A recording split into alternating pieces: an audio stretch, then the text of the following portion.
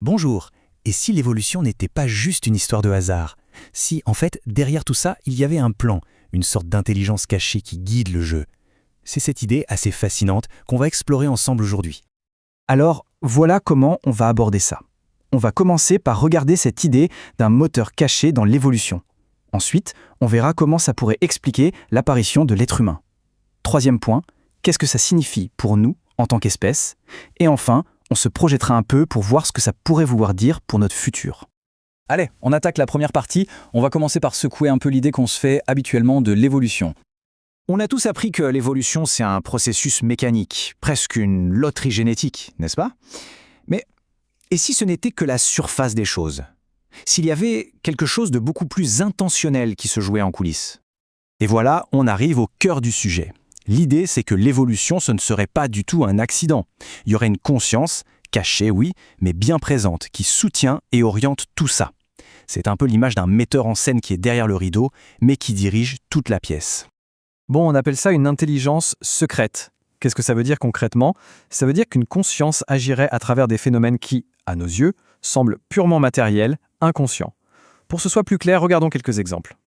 Prenez une forêt, par exemple. Tout est une question d'équilibre. Un équilibre super précis entre les prédateurs et leurs proies, disons les tigres et les cerfs. Pareil entre les cerfs et la végétation qu'ils mangent.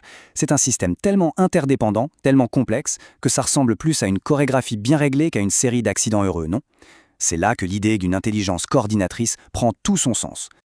Et ce n'est pas que dans la nature sauvage, regardez en ville avec les populations de chiens errants. C'est assez fou, mais leur nombre reste stable. Comment?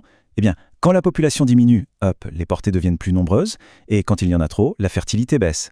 C'est comme si une intelligence collective gérait les stocks sans qu'aucun chien n'en ait conscience individuellement. C'est fascinant.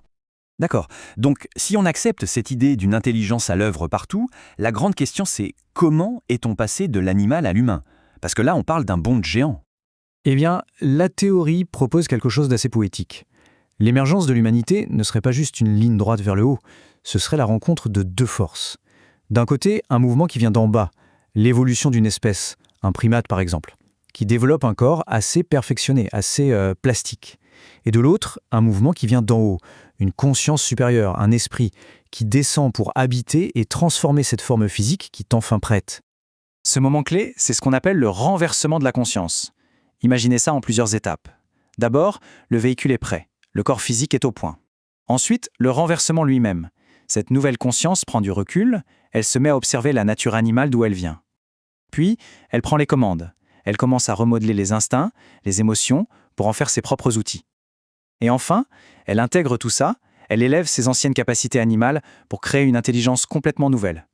Bon, si c'est comme ça qu'on est apparu, alors pourquoi?